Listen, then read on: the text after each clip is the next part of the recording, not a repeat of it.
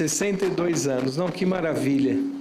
Podem ter certeza que não é o acaso. 62 anos de muitas lutas, né, Euclides? Não sei. Não sabe, né? Cheguei faz pouco tempo. Muitas lutas, muito sofrimento e muitas alegrias também, não é? É uma questão, eu estava aqui sentado, lembrando, quando a casa fez 50 anos, eu fiz a palestra também. E lembro-me do São Humberto subindo aquelas escadas, meu querido amigo São Humberto, e movido por um ideal, né? Porque o ideal é muito importante na vida da pessoa. O Sr. Rubens, o Sr. Humberto, dois moços na época, né? Fundaram um posto de Jesus na terra, e isso não é brincadeira, não é fácil, porque para se fazer o bem, é necessário se confrontar com muitas coisas que existem no mundo e é necessário ousadia. Se não tiver ousadia junto com a fé, não consegue. Porque Jesus gosta daqueles que realmente dão de si para poder espalhar o bem e o amor. Eu me lembrei daqueles 50 anos lá, nosso querido Décio, Sr. Humberto apresentando a casa. E falei, puxa, se passaram-se 12 anos ainda, logo depois daquele dia, né? Que maravilha. Então nós temos que exaltar bastante esse momento, que é um momento importante em nossas vidas. Um momento que é um aniversário de um lugar que o mundo está precisando. Quiçá um dia nós tenhamos na Terra vários lugares como esse, não é? É tão importante para o ser humano. E o ideal é que faz a vida ser enriquecida. Essa frase não é minha. Essa frase é da personagem que eu vou falar hoje, Anália Franco. Ela que falava a respeito do ideal. E a respeito deste ideal, que nós vamos fazer uma viagem junto com ela, para saber a luta desta grande mulher, para poder ser uma das bandeirantes do espiritismo no Brasil. Nós estamos falando no começo do século XX, final do século XIX, começo do século XX, uma época muito difícil, uma época em que quase não havia mão de obra, as indústrias estavam em germe ainda, mal estavam começando, não é? O Brasil era um país ainda a ser desenvolvido, então, sem dúvida nenhuma, ser mulher, ser espírita, era um grande desafio. Mas nós vamos começar um pouquinho atrás para falar da Anália Franco. É uma personagem que realmente nos traz muita emoção e alegria em falar. Já tive a oportunidade de ver a Anália Franco em espírito. É uma beleza que irradiava amor por todos os lados, sabe? Porque não é brincadeira o que essa mulher enfrentou. Certa vez, uma jovem enfermeira estava cuidando de uma enferma, não é? E essa enferma, além dos achaques corporais que ela estava passando, ela estava gravemente obsediada, graças à revolta que ela trazia. Essa enferma estava acamada, logicamente, e a jovem enfermeira foi até ela e ofereceu uma leitura do Evangelho segundo o Espiritismo para tentar acalmá-la. A senhora enferma disse assim, Deus me livre, e cuspiu em seus pés. Muito bem, a jovem enfermeira fechou o Evangelho segundo o Espiritismo e foi providenciar a medicação. A senhora aceita tomar o remédio? A hora que foi tomar o remédio, quando a enferma começou a ingerir o remédio, um pouco amargo, ficou revoltada contra a enfermeira, pegou a colher de sua mão e desferiu um golpe em seu braço, fazendo um corte.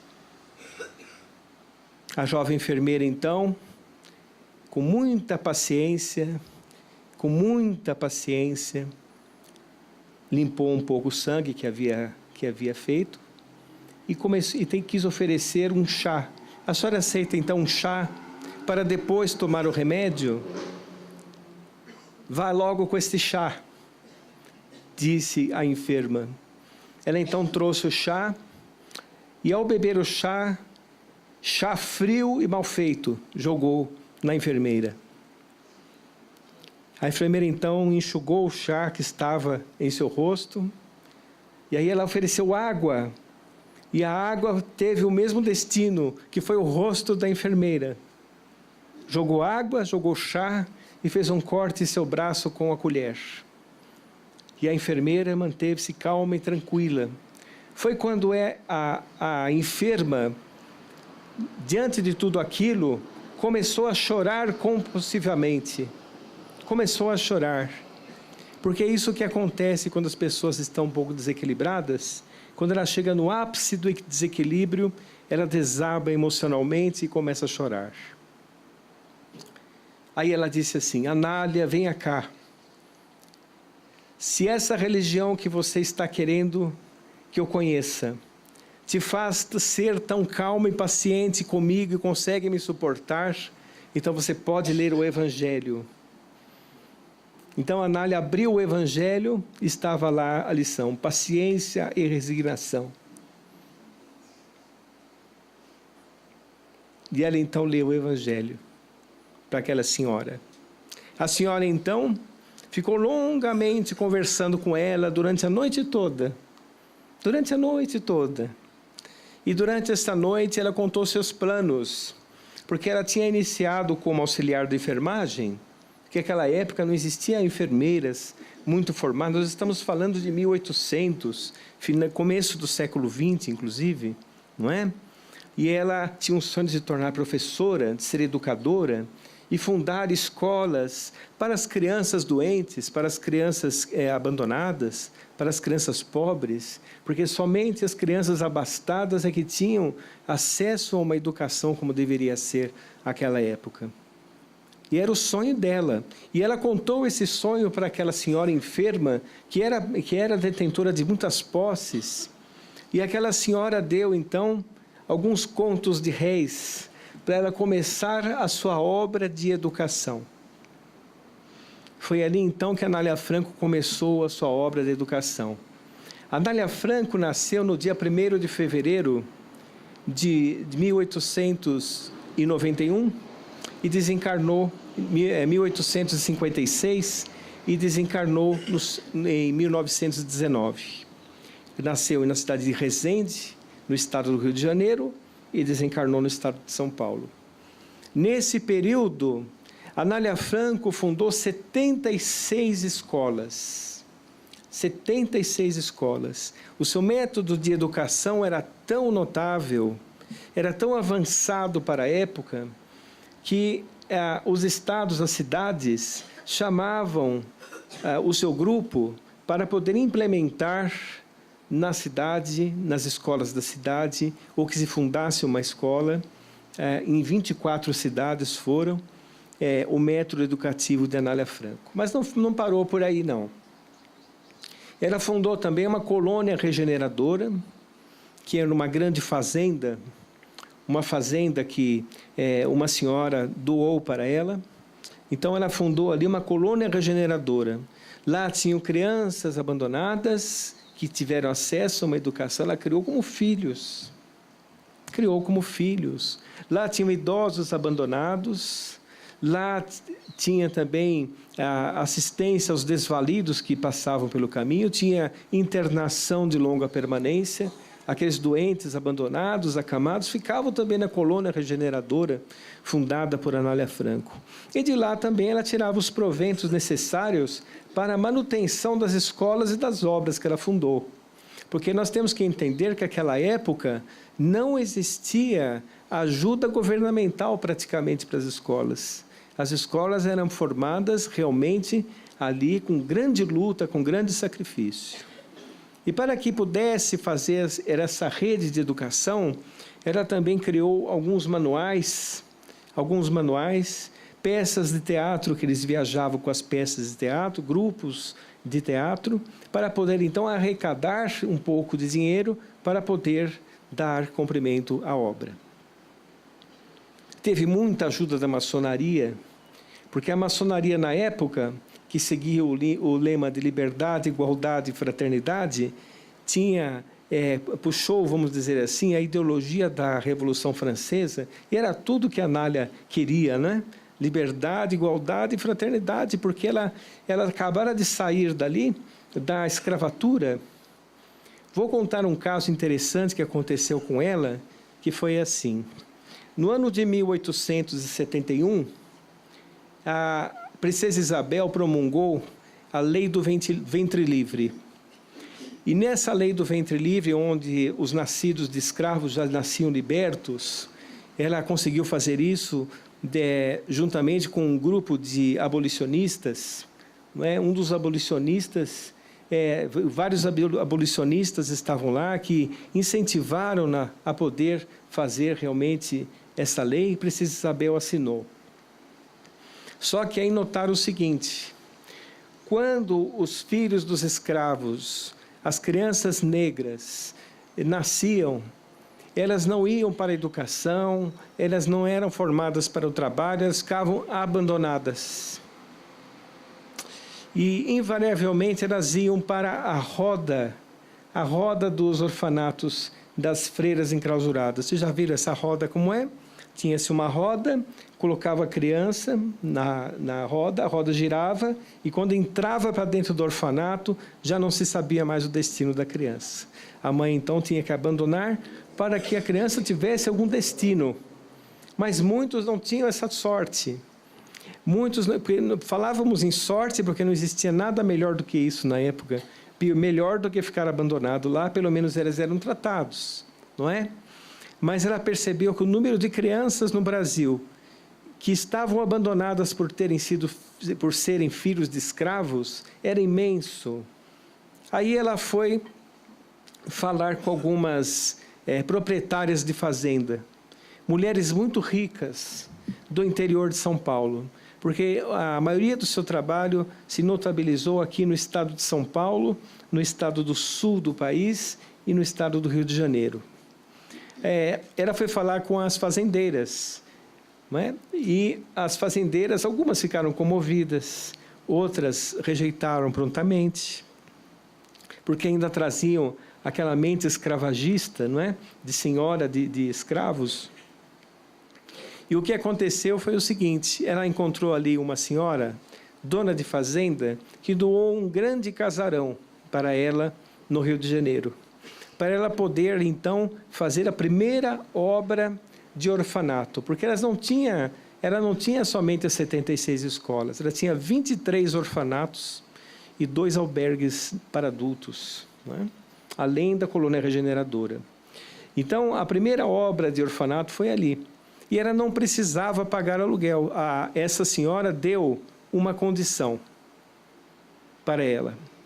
E olha que condição que ela rejeitou prontamente.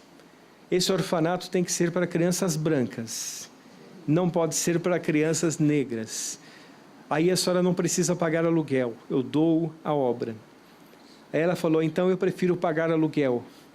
Então ela começou a pagar aluguel para ela, do seu próprio salário de professora, que é uma maravilha, né?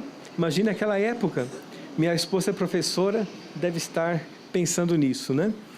E é isso que acontece. Ela começou a pagar aluguel para poder receber e educar as crianças que estavam lá. Aí, quando essa senhora percebeu que a vizinhança estava revoltada com isso, imagine que preconceito aquela época, não? Estamos falando aí começo do século XX. A vizinhança começou a ficar revoltada com isso. E aí, então, expulsaram-na desse prédio. Teve que fechar o convento. Mas ela não se fez enrogado. Ela foi lá, arrumou outro prédio e fez também, deu continuidade ao abrigo das crianças.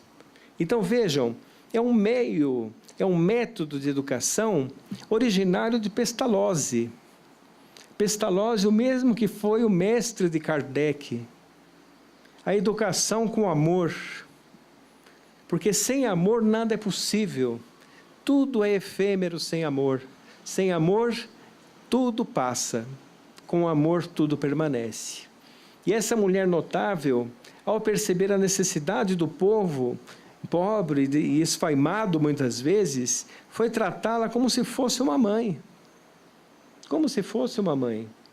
E é isso que a Anália Franco fez. Além de divulgar a doutrina espírita de uma forma muito interessante, em cada obra dela tinha o Evangelho segundo o Espiritismo, e fazia cursos de Espiritismo na Colônia Regeneradora. Enfim, no começo naqueles anos turbulentos, porque nós temos que entender o seguinte: o início do século XX era o início, logo após o materialismo dialético, o materialismo mecanicista. Nós estávamos saindo do materialismo do século XIX. A mulher era considerada um ser inferior. Ela não tinha voz na sociedade. Não tinha voz na sociedade. Não é? Aí eu me recordo da lição do Livro dos Espíritos, Lei de Igualdade, uma das leis morais, questão 899. Existe igualdade entre os espíritos? Sim. Seguindo aquela premissa de Jesus, faça ao próximo o que deseja para você. E entre o homem e a mulher? Agora vamos analisar essa questão de uma maneira bastante profunda. Kardec, século XIX também, não é? Certo? Século XIX. Não se tinha quase desenvolvimento na sociedade. Só aqueles afortunados que tinham acesso à educação. O resto da população não tinha acesso à educação, e poucas indústrias, pouca mão de obra, e a mão de obra era sempre muito grosseira no século XIX. Então os espíritos responderam assim: qual a diferença entre o homem e a mulher? Eles têm os mesmos direitos? E os espíritos respondem: direitos sim, funções não. Porque a diferença entre o homem e a mulher é a questão da força física, somente. Olhando os serviços grosseiros que tinha na época. Mas antes que vocês se revoltem com isso e comece a voar água fluida aqui em cima de mim, não é? Foram os espíritos que falaram, não é? E aí eles complementaram dizendo uma frase notável: a emancipação da mulher é de acordo com o desenvolvimento da sociedade. Então, nós vivemos uma sociedade muito mais evoluída que o século XIX, certo? Muito mais evoluída, em que é necessário a mão de obra da mulher também. Então, é diferente. Os espíritos, eles deram uma visão para aquele momento ali, aquele momento que eles estavam vivendo. Porque vocês podem notar, lendo o Livro dos Espíritos, que os espíritos nunca antecipam o que cabe ao homem descobrir.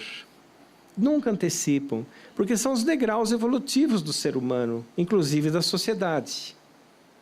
Não é? Agora, aí eles falam ali no Livro dos Espíritos também, os espíritos, né, respondendo à pergunta de Kardec, falam assim: mesmo porque aquele que foi homem será mulher amanhã, pode voltar a ser homem, pode voltar a ser mulher, pode voltar a ser homem.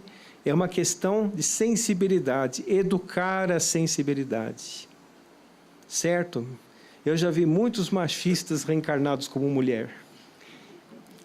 Tá certo? Então, ser machista é perda de tempo. Perda de tempo, certo? Porque nós estamos nesta roda evolutiva para aprimorar o nosso espírito. E, sem dúvida, quando o espírito reencarna como mulher, ele educa a sua sensibilidade, educa as suas percepções. As mulheres foram tão importantes para o espiritismo, porque nós notamos, não é? Certo? Numa casa espírita existe mais mulheres que homens, não é? Entre os espíritos está equilibrado. Existem homens e mulheres ali trabalhando. Mas entre os encarnados existem mais mulheres que homens. E o marido fala assim: minha esposa gosta daquelas coisas de espiritismo, e vai lá e fica vendo o jogo na televisão, não é? E a mulher vai à casa espírita trabalhar, se desenvolver, crescer espiritualmente, não é? Aí quando chega, o esperto que está vendo a televisão lá começa a sentir as dores da vida. não é? Aí a mulher fala assim, larga de ser teimoso, vem comigo à casa espírita.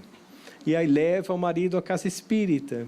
E aí esse pode ou não se tornar um trabalhador. Não é verdade? É assim que acontece, muitas vezes. Agora imagine na época de Anália Franco, sozinha, até que ela encontrou um companheiro que era um dos colaboradores da sua obra, que doava inclusive para a sua obra, Francisco Bastos, que se casou com ela depois, e o nome dela que era Anália Emília Franco, começou Anália Emília Franco Bastos. Esse senhor ficou com ela até o final da sua existência, e quando ela estava por inaugurar a última escola, ela desencarnou. E foi o Bastos que foi inaugurar a escola para ela. Eu me lembro sempre de Amélie Gabrielle Boudet, esposa de Allan Kardec, quando o codificador desencarnou, ela fez toda a programação de agenda dele, ela mesma, inaugurando casas espíritas pela Europa toda.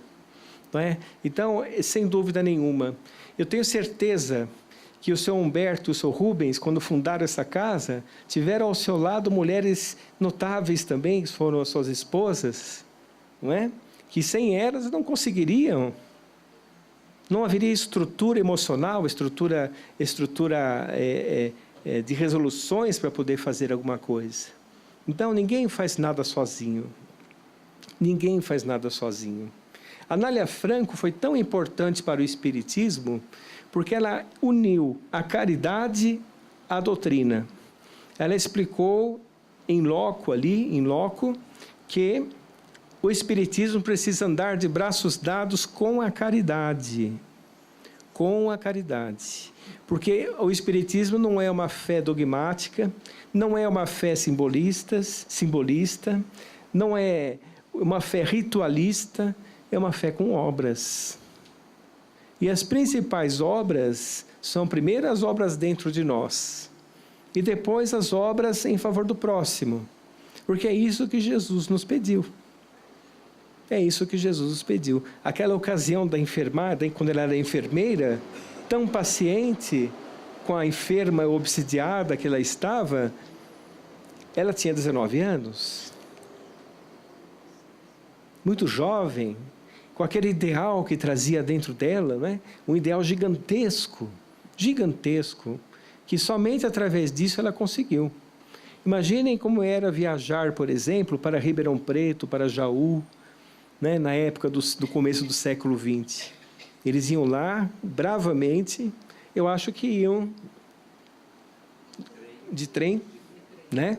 Uma viagem longa, né? Muito longa.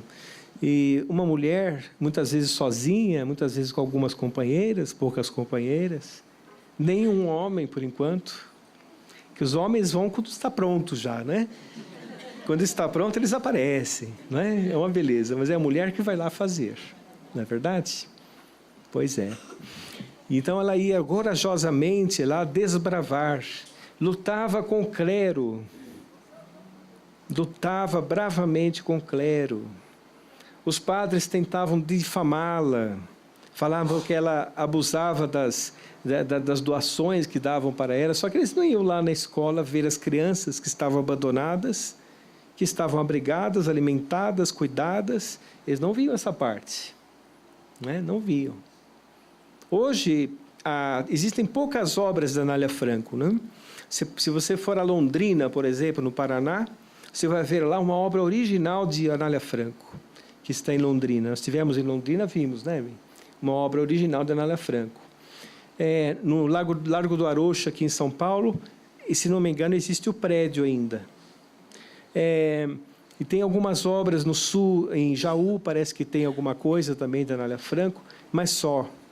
Porque depois a família era muito pequena, não deu continuidade, né, à grande obra que ela fez. Mas entendam, saindo do escravagismo, como foi importante aquele impulso daquela mulher, não é? Como foi importante. Ela ensinou ao mesmo tempo a caridade, logo depois do materialismo do século XIX, quer dizer, ela deu uma contrapartida para aquela ideia materialista, que estava começando a invadir a sociedade brasileira, porque o brasileiro assim adora imitar as coisas que vêm de fora, não é? Certo? Vê uma coisa fora, acha que é maravilhoso, quer pôr aqui dentro. E era assim também no século XIX e XX, né? E ela então deu uma nova conotação, colocou ali a caridade, colocou o evangelho, colocou o espiritismo, que acabara de nascer. Imagine que coisa! O espiritismo tem 40 e poucos anos só. Então nós podemos entender o seguinte: a Anália Franco, ela tinha uma mente muito à frente da sua época, mas muito à frente mesmo, não é? Para você entender, só o fato dela ser abolicionista já era uma mente avançada. Certo? Porque o abolicionista... nós recebemos um livro, certa vez, de José do Patrocínio, né? José Carlos do Patrocínio, que foi um dos abolicionistas que, inclusive, falou com a princesa Isabel e incentivou ela a fundar a lei do ventre livre, né? E ela disse assim, ele disse assim no livro, né? Surgiu a abolição dos escravos, mas até a notícia se espalhar pelo Brasil inteiro, demorou muito. Não se tinha meios de comunicação, certo? Então, até todos os fazendeiros aceitarem, depois que eles ganharam a libertação, eles não sabiam o que fazer com a libertação. Então, olha que situação difícil. Para onde iam seus filhos? Qual o futuro dos seus filhos? A Anália Franco, maternalmente, acolheu os filhos dos escravos, que ninguém queria. Porque se pegasse um filho de escravo para cuidar, a vizinhança toda ia achar ruim com aquilo. Olha que situação. E ela colocou todas num casarão, em outro casarão, acolheu, educou, e hoje, e sem dúvida, depois se tornaram homens trabalhadores, homens de bem, que deram continuidade à sociedade brasileira. Então, a Anália Franco foi uma dessas mensageiras do amor, uma daquelas mulheres que realmente nós temos que nos espelhar. Pouca gente conhece a história da Anália Franco, né? Conhece o shopping Anália Franco, o parque Anália Franco, mas não sabe quem é a Anália Franco, não é? Tem um livro muito bonito chamado José Carvalho Monteiro. José Carvalho Monteiro, acho que é esse o nome do autor, que fala toda a vida da Anália Franco. Procurem adquirir esse livro, que é um livro realmente magnífico. Aí vocês vão ter uma ideia em 50 minutos, uma hora não dá para contar tudo, não é? Mas vocês vão ver como essa mulher teve uma vida completa. Completa. Porque a doutrina espírita é assim. A doutrina espírita nos convida para o amor, nos convida para a fraternidade, para nós deixarmos de lado aquelas crendices que não levam a nada, deixarmos de lado as nossas mesmices de egoísmo, de vaidade, de orgulho e termos uma nova existência. A doutrina espírita faz isso com nós e nos faculta essa oportunidade de crescermos. Nós estamos numa casa espírita. A casa espírita é uma oficina de trabalho. A casa espírita é uma oficina, é uma escola de espiritismo. Mas é fora da casa espírita também que nós temos que ser espíritas. Porque ser espíritas dentro da casa espírita é muito bom e muito fácil. Fora da casa espírita que é o problema, não é?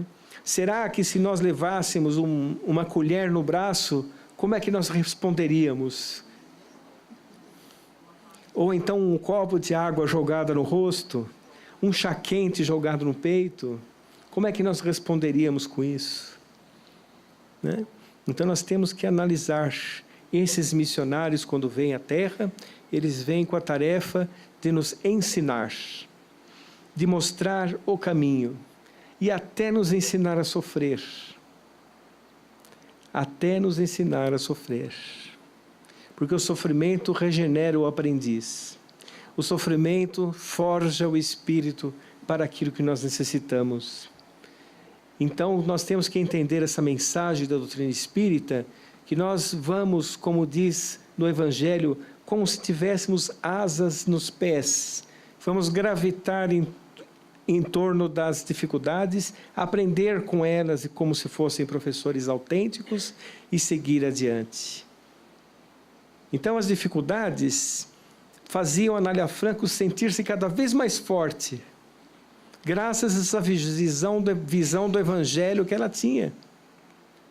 É assim que nós temos que ser também. Quando nós temos uma dificuldade, temos que nos sentir mais fortes, mais fortalecidos, porque Deus nos ampara, Deus nos dá força. Tudo que vem de Deus é bom. Tudo que vem de Deus é bom. A felicidade, a dor, a enfermidade, é tudo bom. É tudo para nosso reequilíbrio, nosso crescimento espiritual. Porque Deus é amor. Eu gostaria de contar uma prece para ver realmente como essa questão da mulher é importante também na sociedade, na doutrina e em toda a nossa vida. Contada belíssimamente por Maria Dolores. Temos um tempo ainda pela frente, né? Temos uns 10 minutos, mais ou menos. Pode ser. Uns 10 minutinhos, nós vamos contar a respeito de uma história que vai encantar a todos. Mas vamos imaginar o seguinte: o preconceito é uma enfermidade do espírito. Nós temos que afastar o preconceito de nós. Afastar. Porque o preconceito faz o homem tropeçar em si mesmo. E de tanto preconceito, em outras vidas, ele renasce naquilo que ele tinha preconceito. Então vejam, é perda de tempo. O preconceito é uma ignorância. Nós vemos tanto preconceito e grandes resplendores, e começou a conversar com Judas. Afagou a cabeça do infeliz e começou a dizer: meu filho, por que choras? Vem comigo, eu vou te levar a um remanso abrigo, que irá realmente te consolar o coração.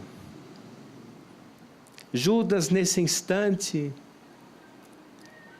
como quem olvidasse a própria dor gigante, ou como se desgarrasse de pesadelo atroz, disse: quem sois vós, que me falais assim, sabendo-me traidor? Por acaso sois divina mulher irradiando amor? Ou anjo celeste de quem presinto a luz?